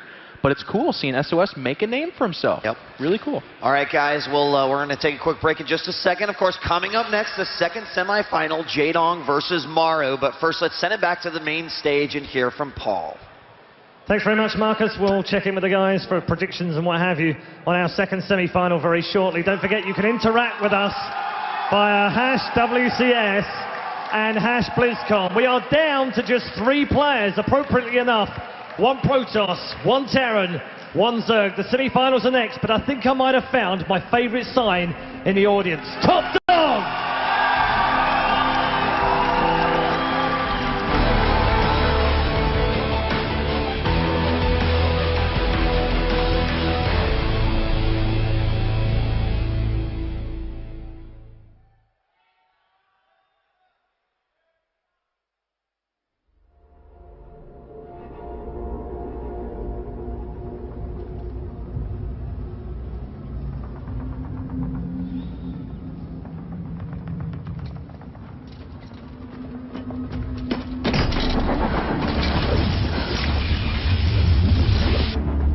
Kerrigan, we've neutralized the Protoss, but there's a wave of Zerg advancing on this position. We need immediate evac. Belay that order. We're moving out. What? You're not just gonna leave us? All ships prepare to move away from Tarsonis on my mark.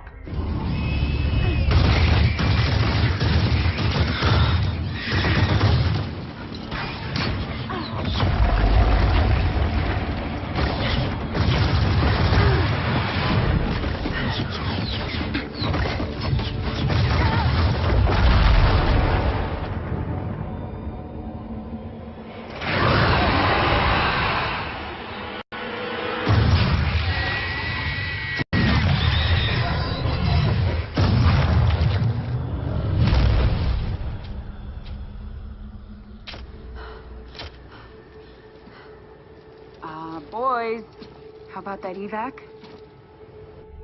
Damn you, Arcturus. Don't do this. It's done. Helmsman, signal the fleet and take us out of orbit. Now. Commander. Jim? What the hell's going on up there?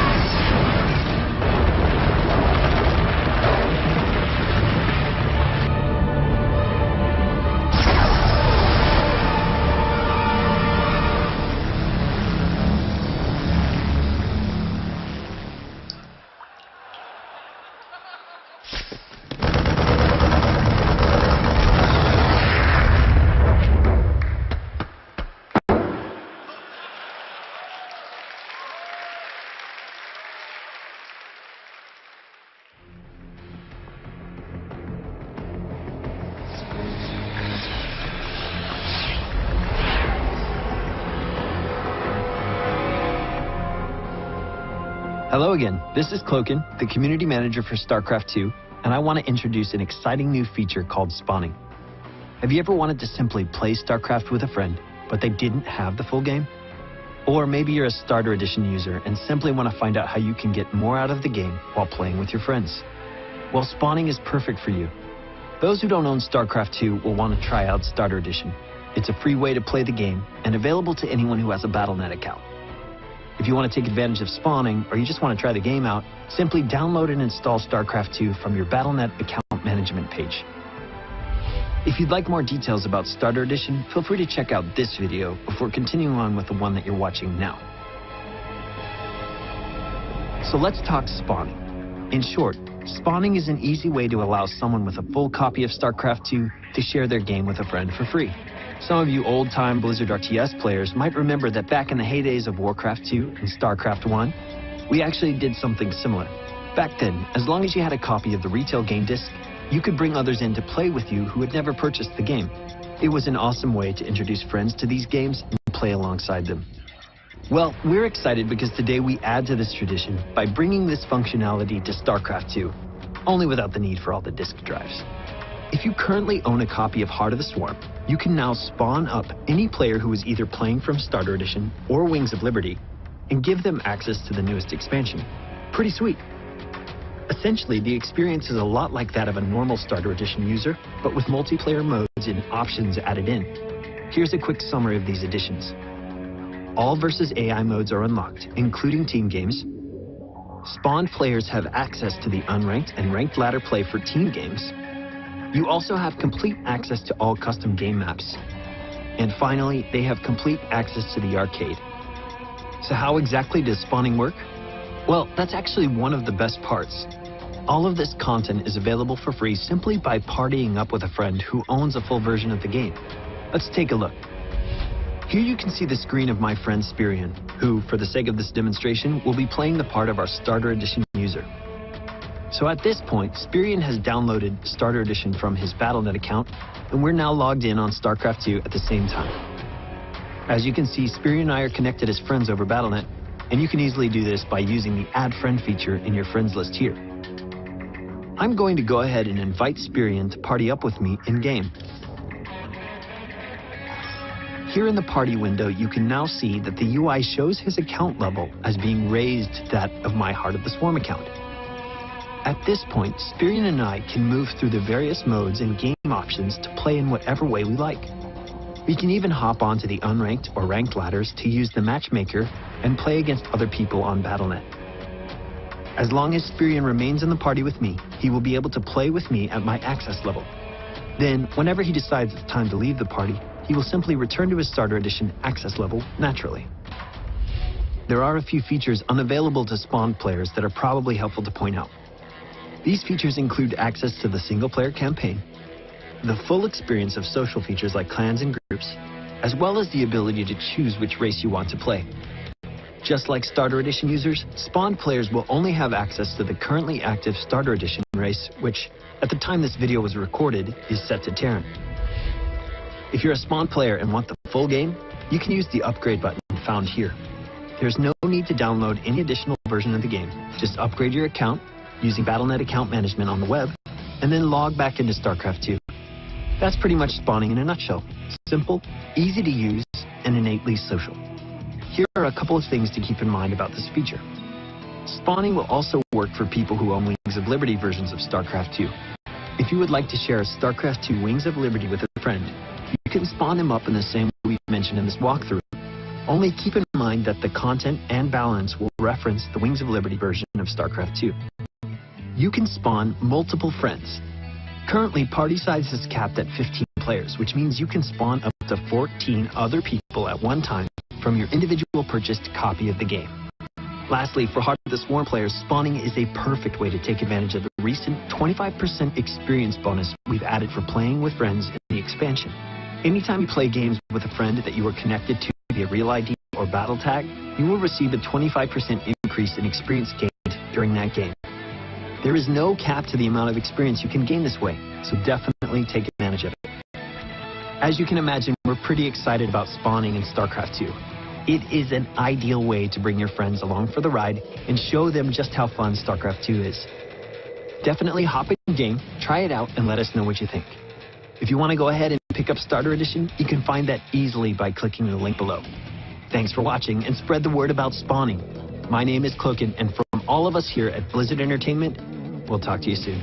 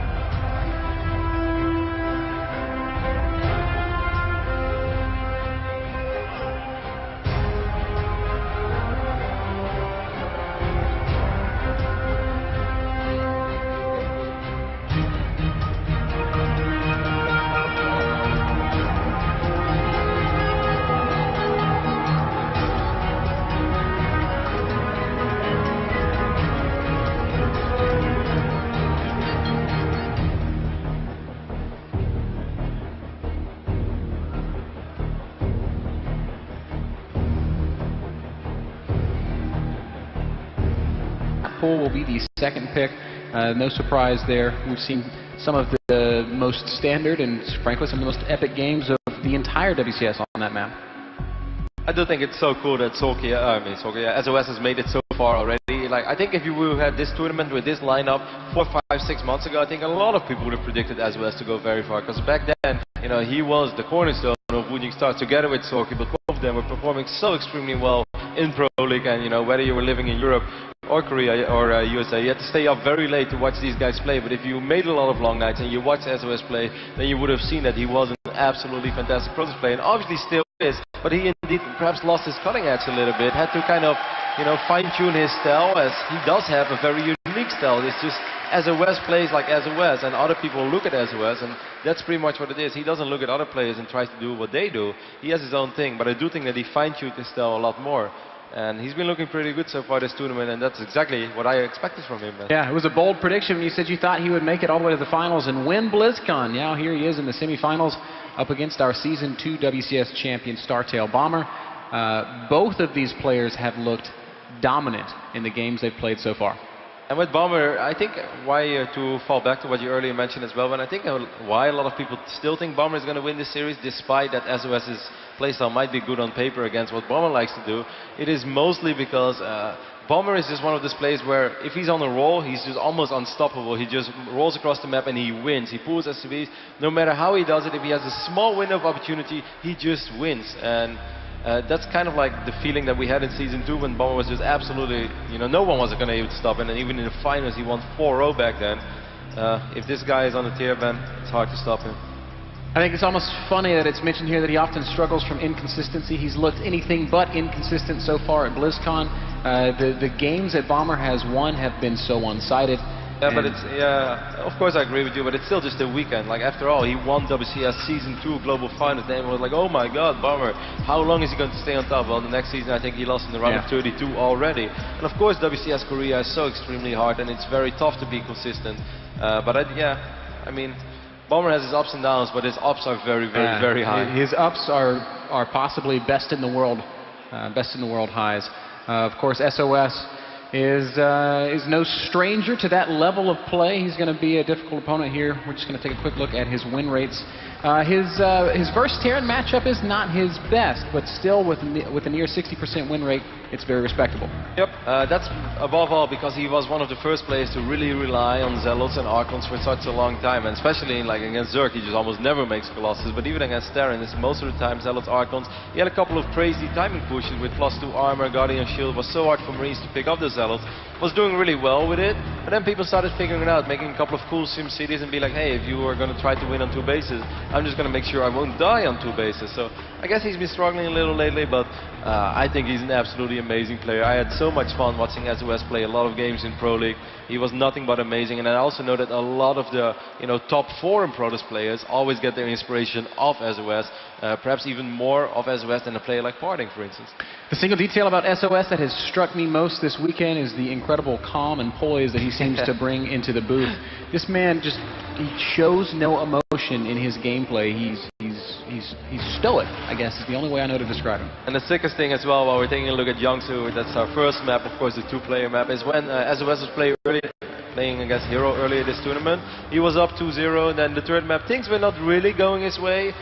He was down at like 15 to 20 supply, and he just lost the base, and he just left. Yeah. And he didn't care at all. It was really like he was just saying like, I'll win the next one. Playing from behind is an inconvenience. Let's go ahead and hop into game number 4 so I can just end this series. And that's really how it felt, and that's exactly what he did. He looked very solid, and we were not able to watch all the games against Poltrom. What I did see is just, I love this guy, man. I think he's an amazing Protoss player, one of my favorites for sure. Certainly appears to be very confident this weekend, and that is showing in his gameplay and in his games. Our players are ready to go on Yangsu. The countdown has just begun. Day 2 of BlizzCon is about to happen, Kev. There's no better feeling than entering a series ban or a semi-final in such a big tournament like this on the biggest stage, and you just don't really know which way it's going to go. On paper you might say SOS, but still Bomber is the favorite for the majority of the people. I'm super excited, and I'm just ready for some good StarCraft. As we're hopping into game, I want to remind, or I guess announce to everyone watching online that if you would like to watch the first-person point-of-view streams from either of these players, you can go check it out on the Esports Plus stream. You can see the first-person view for Bomber and SOS. That's so Esports sick, Plus actually. If I wouldn't have two monitors at home, man, I'd get one immediately, because there's no better way to learn StarCraft than watching these players play first-person. Absolutely, Kev. Spawning in the top right-hand corner of Yansu, the red Terran player, Startails Bomber.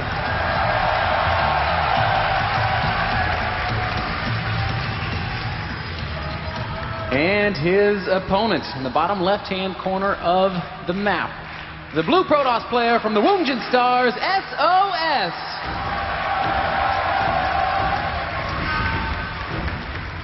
What I also really like is what our analysts were talking about, that Bomberman is a player that's not afraid to switch it up.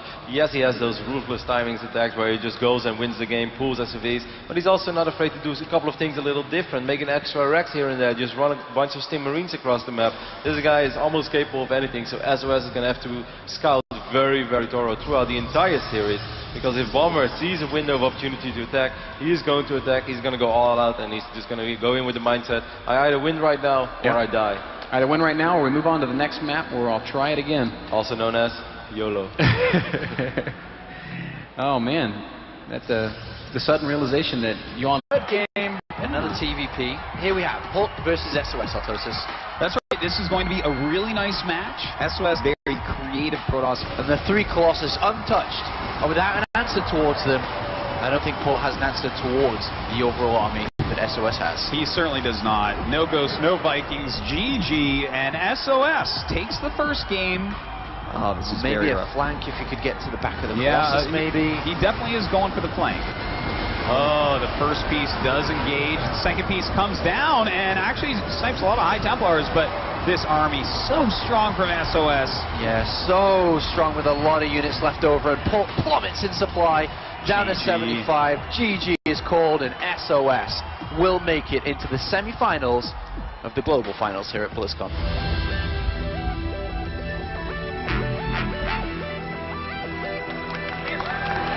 Ladies and gentlemen, please welcome the man ranked number 12 in the WCS rankings. That makes him officially the dark horse of the tournament to the stage. Wounded Stars, SOS!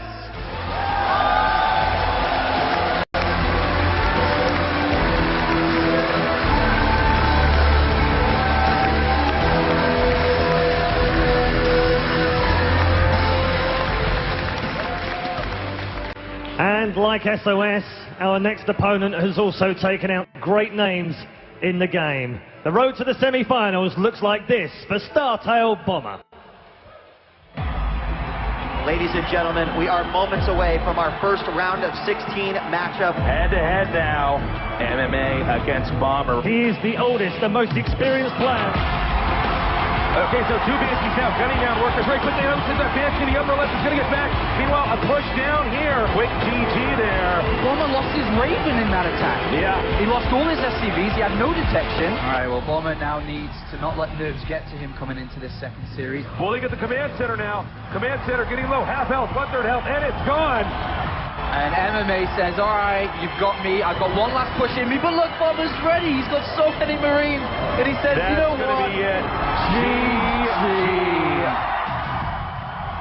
Well, that's a beautiful position for Bomber. Really beautiful. But there is the drops on the same side on the other. They need to do a lot of damage down here. Bomber promptly exit out of that game. Then Bomber come back 2 and 3. Now sitting at 2-1. I don't know if it's going to be too effective because I don't know if he's going to have the minerals to make more Marines and bunkers, and that's going to be it. MMA took a gamble and it paid off.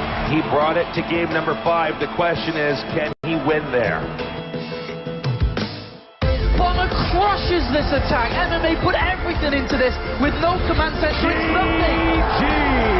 Bomber goes into the quarterfinals here, Tasteless. He did a fantastic job, and Bomber definitely every reason to be confident.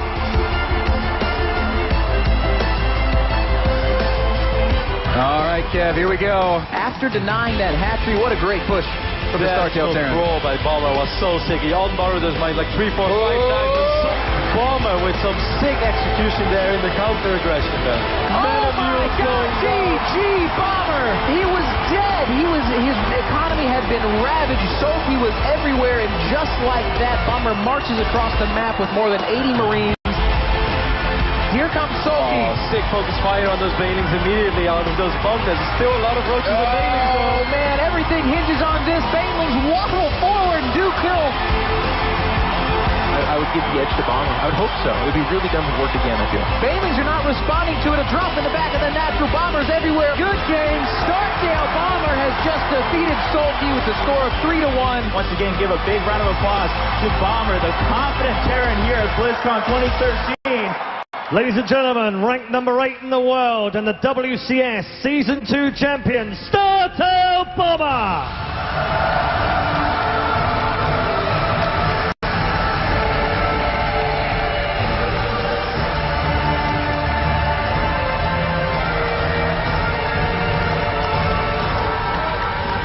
Your commentary team for this fantastic semi-final, please make some noise for Bitterdam!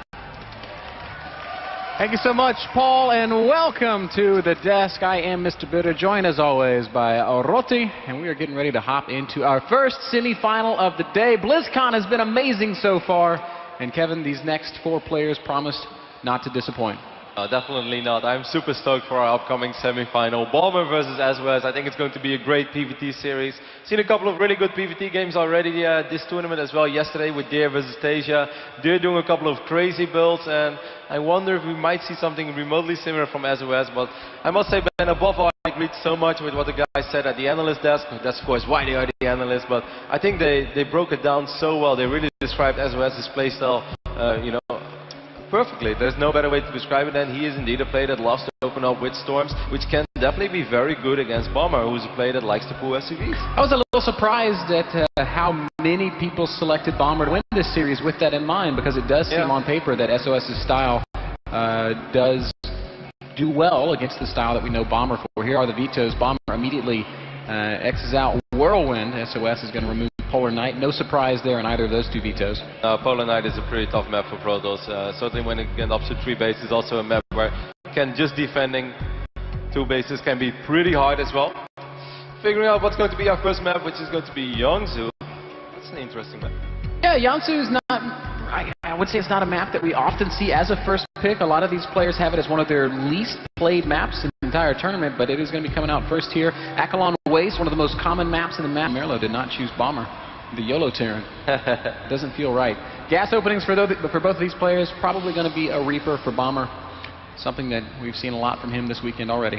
Yeah, I'm expecting a Reaper into a command center. Anything else would already be a little bit surprising. Of course, quick factory builds are not necessarily bad. They can be good, but it's also something that you have to deal damage with. And SOS is not a super greedy Protoss early on, I feel. Of course, he's going to try to cut a few corners here and there, but he's not the Protoss player that goes up to 3 bases or barely has any idea of what's going on and whatnot. So I think Bomber shouldn't try to go too crazy and just a Reaper into a fast expand. Makes a lot of sense. Pretty meticulous building placement already from SOS. That pylon that we were just looking at the top of his base is going to be able to spot Reapers as they hop up and down, if that is in fact what happens. It just gives him that much more early warning to the incoming Reaper, allowing him to try to shut it down as quickly as possible. Looking like we're going to see pretty fast. Oh, Bomber already getting cheeky. Starts the engineering bay in the natural expansion of SOS, and that's just going to slow down his expansion ever so slightly. Fortunate for SOS, he does have that Zealot building. Yep, and he's actually not even continuing building the engineering bay, which I'm surprised by a little bit. Of course, the probe was there harassing the SUV, but I still felt he could have done some additional HP down. Oh, the SUV! Well, look at the probe. The probe's like, I'm fast. Not fast enough. Not today, little probe. Here comes that Reaper as SOS and Bomber both plant their expansions. Bomber notably puts his command center on the low ground, so feeling confident that he has no reason to worry. Close eye and see if SOS is going to produce a Stalker or not, because if he loses out this Stalker and Bomber is careless with his first bunker, he might be in a little bit of early trouble already, because there's a Zealot as well. 3 Rex opening there for Bomber. Bomber is playing this pretty damn safe, man. Most of the time just like a second Rex would be enough. Then you see Attack Lab and they start researching either Stim or Combat Shield, and then eventually, they try to get the medevacts out as soon as possible. What Bomber is going to do here, he's going to have a lot of units early on, which, can be for defensive purposes, but SOS not really a player that you have to worry about like some crazy 3-gate aggression or whatnot. Maybe in the later stage of the game, like the early mid-game, when maybe there's charge or a +2 or a +1 armor. Whoa, Proxy Stargate going down for SOS. That's not something that, well, should we be surprised that SOS is known to mix it up, but I would not have expected that here on Yonsu. Oh, and also the way that it went so far, like he went into a fast spin, everything looks so natural, so normal, and then suddenly there's a Proxy Stargate on the other side of the map. This Reaper, oh my God. Unbelievable star sense from Bomber. As long as this Reaper doesn't change course, he's going to spot it. There it is. That's very, very good news for Bomber. As you can see, 3 Marines are being produced at the time, 4 even, because he has 1 reactor as well. Almost forgot about it.